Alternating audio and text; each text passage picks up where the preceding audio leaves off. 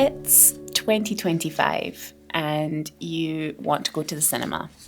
So you buy your ticket on your phone and you don't need it printed out. You just use an e-ticket now. And you get to the cinema and you order your food on a screen and someone places that in a counter for you and then you go and collect it. And you walk into the screen and you sit down on a luxury recliner chair. It's a couple of feet away from the person that you came with, so there's absolutely no intimacy to your experience at all. You're also very far away from anyone else in the screen, and there's not that many people in the screen anyway. You watch the film, you come out, and there's nowhere to sit and digest what you just saw. You're forced to go to the exit as soon as possible because the next version of this film is due to start screening immediately after your one. There's only 10 minutes for the staff to clean up between your screening and the next. And this is what it's like, going to the cinema in 2025.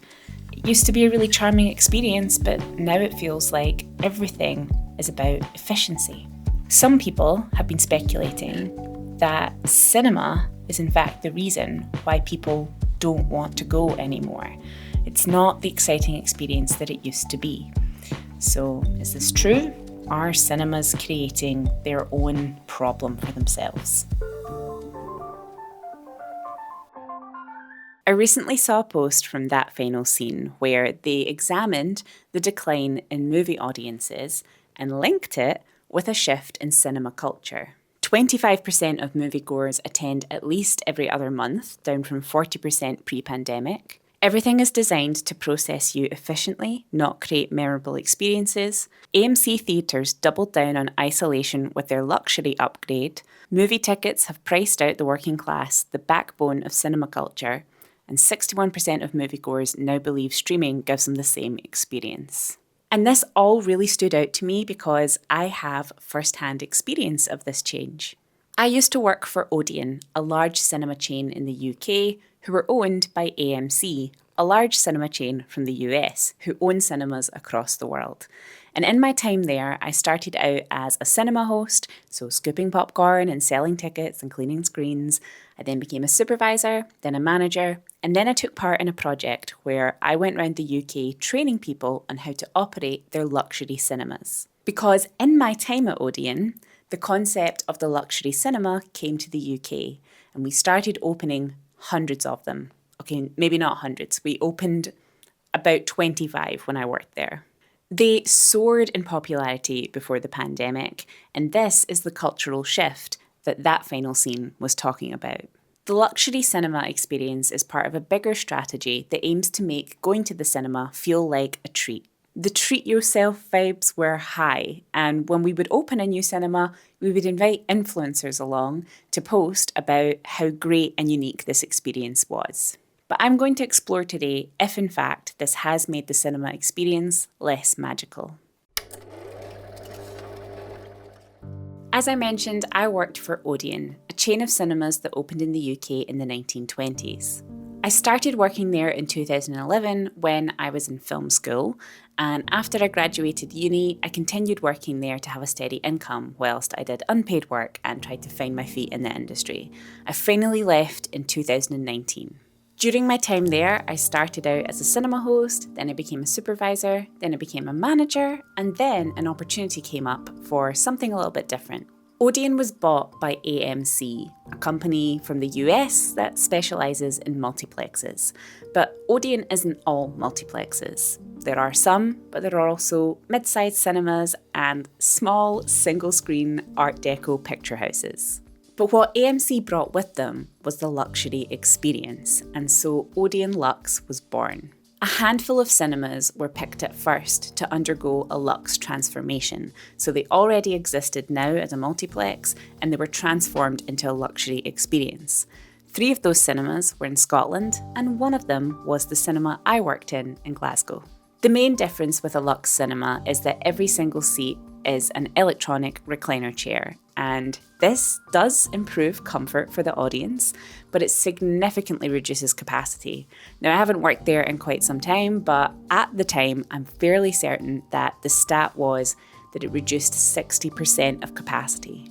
Now, immediately you might think, well, that's a great advantage because less people means less noise, and you're not sitting shoulder to shoulder with a stranger. But it does create a bit of an emptiness to the screen, and it doesn't have the same atmosphere when you're sitting scattered away from even the people that you came with, and there's just not the same eruption of laughter or feeling during a horror that you get when you're there with lots of people. Another shift was to introduce more food options, so things like lettuce fries, chicken, mozzarella sticks, and wine by the glass. But this meant longer wait times at the kiosk, where previously you had your tickets and you would pop up, buy a popcorn, and head into your screen in no time. People were now queuing for a very, very long time. They would maybe arrive 15 minutes before their film was due to start. That was the start time on their tickets. And then they would join a queue and spend 25 minutes to half an hour waiting in line, getting anxious, and eventually, by the time they're served, pretty angry. Because a lot of people believed that they were missing the start of their film. We never advertised how long the ads and trailers were going to be, but it was very standard that they would take 25 minutes. So there was a bit of time built in where you could be slightly late. But the general public don't know this, and when they're standing there waiting for such a long time just to get some simple cinema food, they get really upset. The aggression from the public was constant, and I think that the definition of luxury made people feel entitled to an experience that the cinema couldn't meet. The expectation was that they were going to come in and have this seamless journey, that everything was going to be taken care of and every member of staff was going to be waiting on them hand and foot. But in actual fact, everything was very panicked and people were waiting a long time, believing that they were missing the beginning of their film and just getting really upset. Our staff were having panic attacks on shift and I was spending every day firefighting and taking abuse. I had to call the police twice because on 2 occasions I was threatened by a member of the public and had reason to believe that they were potentially going to follow me to my car. All because they were so raging about something that had happened at the cinema. I don't think Odeon could have foreseen this behaviour happening, but I do think that where the public was at in that moment in time made them feel entitled to a heightened experience beyond what Odeon could actually deliver. But it did make money, and so the luxury experience was rolled out across the UK. Because I had worked in one of those early cinemas, I was asked to go out and train others. I had a lot of troubleshooting experience and I also knew how to minimise disaster. So I would travel around the UK, mostly for about 10 days at a time, and live out of a suitcase. I would come home to Glasgow for a few days and head back out again. I did this for about 1.5 years, and at some points I would stay in like London or Leeds or somewhere like that for several months at a time. I was going around and training people basically how to run it in the first place and then also how to manage what was going on with the audience expectation. I actually made all the training videos for Odeon Luxe and they were still using them when I left. I don't know if they still use them now, but that was me channeling all of my filmmaking experience and passion to do something else with my life into what I was doing then. In the early days of the Luxe experience, we did experiment with kitchen staff and separating out the prep from the sales, and now that's pretty much the norm. Most cinemas that you walk into, whether they're luxury or not, you're going to be ordering your food and potentially your tickets from a screen, and then you get the tickets printed out, you go over to the food counter and someone has already placed that up for you. There's very little human interaction. It's all kind of like a McDonald's now. The charm that you used to get going to the cinema, chatting to someone at the kiosk about what you're going to see and taking in the environment on your way through has pretty much been sacrificed for efficiency. Most human interaction throughout the entire process has been removed. So what is the point of going to the cinema now? In the research, That Final Scene noted that 61% of audience members believe that streaming from home gives them the same experience as going to the cinema. And in this day and age, watching a film from home is a very comfortable experience. You probably have a widescreen TV, a comfortable sofa to sit on, a sound bar, ambient lighting, and you've got a pretty cozy environment for watching your film. It used to be that watching a film from home was a way lesser experience. The picture might have been cut off by the shape of the television, meaning you were seeing less of the film, the sound wasn't as good quality, and you were very likely distracted by other things happening in the vicinity. But from my observations across my lifetime, the obedience to the screen in the living room has only grown in intensity. It's kind of like in 1984, where everything centres around the screen. All of your furniture is pointed at it, it takes up so much space, and there are even modifications happening to furniture so that it can accommodate the accessories for the TV, like the remote and the remote for the soundbar and the lighting. And this is what Odeon felt they were up against when they came up with Lux. People were having such a good experience at home that they had to match that experience in the cinema. But watching something on your big screen at home does not have the same sacred feel as watching something on the silver screen.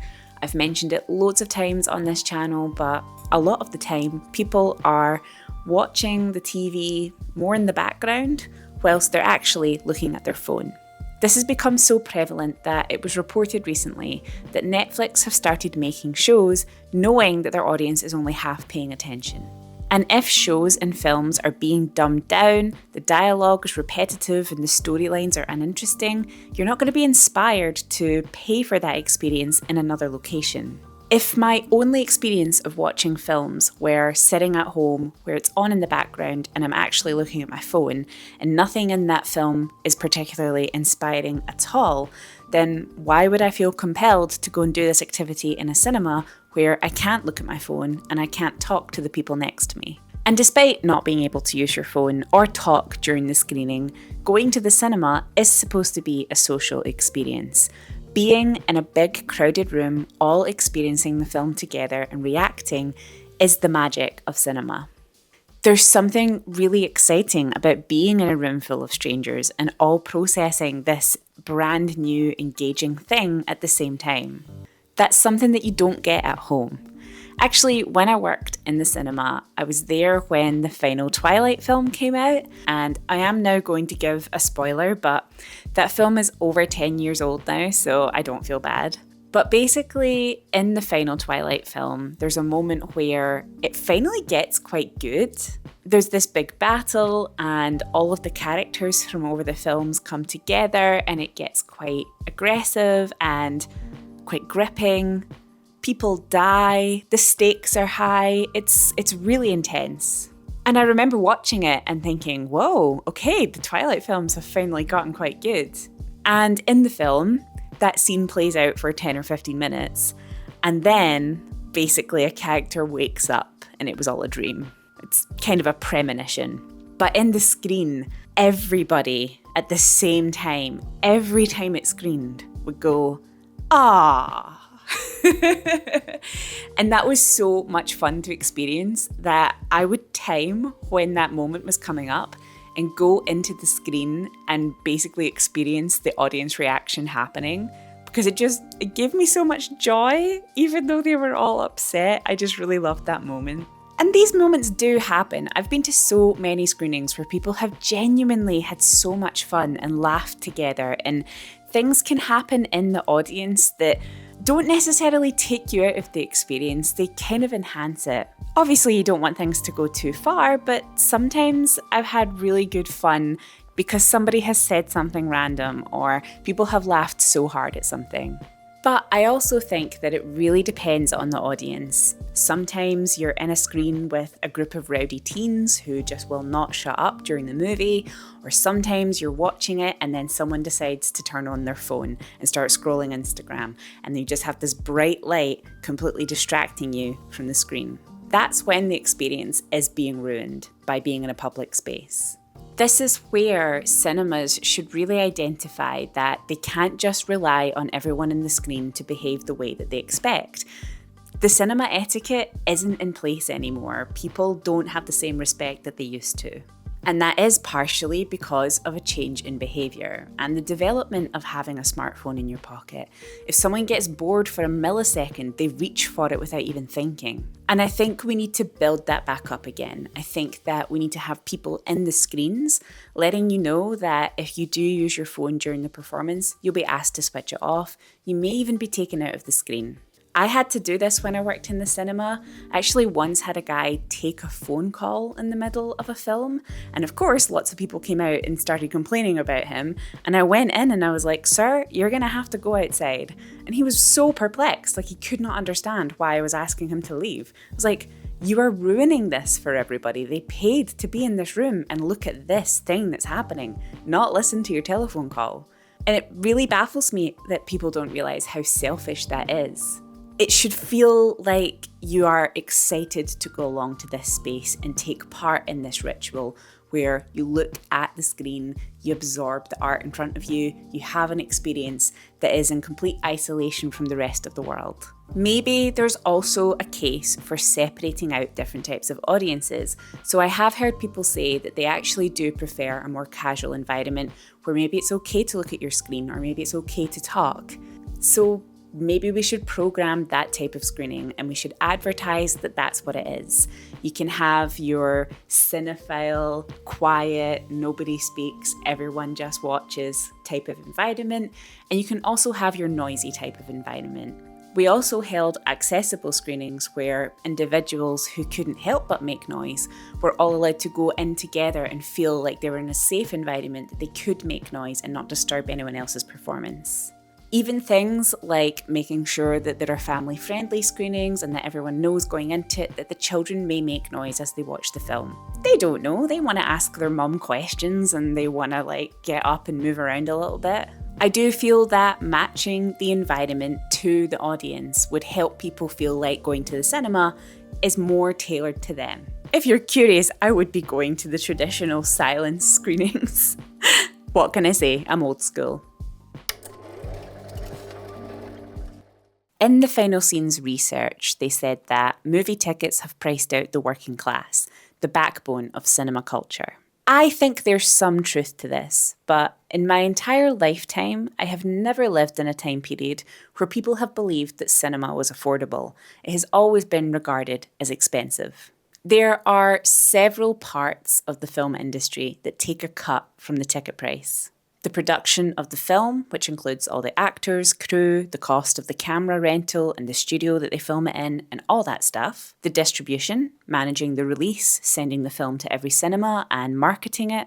And the cinema itself, so the people running the building that plays it, who clean up the popcorn off the floor and operate the projectors and program the film slate. That one ticket covers thousands of people's input. But I understand that as an audience member, you're looking at the price of one cinema ticket and the price of a whole month of streaming.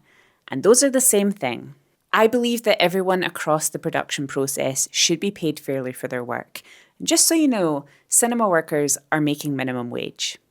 I used to have people complain about the cost of the cinema ticket to my face whilst I was standing at the till with my hat and my apron on. And I would say, yeah, that costs more than I make an hour. There's nothing I can do about it. But even outside of luxury cinema, when you're looking at the cost of a cinema ticket, a lot of people are weighing up, is it worth it for a couple of hours of entertainment? Especially if your reference point for entertainment is the slop that's being churned out on your streamer at home. During this cost of living crisis, you might be thinking that the £15 it costs for a ticket could go a long way over the week. I don't have a super straightforward answer for this that could be implemented tomorrow. But what I do think is that everybody involved in the film process, whether that's making it, distributing it, or working in the cinema, should be paid fairly. And in order to make it more affordable for the people, we should really be taking a look at that entire process. I live in Scotland, and if I go to any cinema at the moment, about 80% of the movies are going to be from the US. So that's people in the States who have made this film.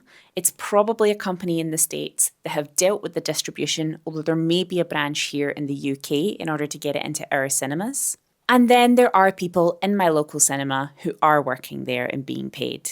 But that means that most of the money for the ticket is going to another country. It's not creating jobs in the UK for people to work on film, and it's not creating a sustainable system. I think that anyone should be able to go along to the cinema and afford to just switch off for a couple of hours and immerse themselves in another world. And I think that that experience should include worlds that relate to us.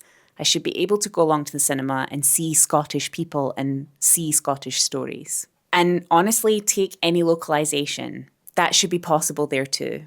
In countries like France, they have so many protections that make sure that most of what cinemas play are French movies. They also take some of the profits of all media, including the streamers, as a tax and put it back into their own film economy. If we were to do that, we could potentially reduce the cost of cinema tickets, and we could create enough jobs here for our industry to thrive. So what do you think? Are cinemas the reason that people are not going to the cinema as much as they used to? Or is it bigger than this? I'd love to hear your thoughts in the comments. Let's keep it constructive and have a great conversation. And if you're an aspiring filmmaker, or maybe you've made some films and you're looking to step it up to the next level, take a look at our website where we have tools and courses for creators to go from being a hobbyist to being a pro. And hopefully, I'll see you in the next video.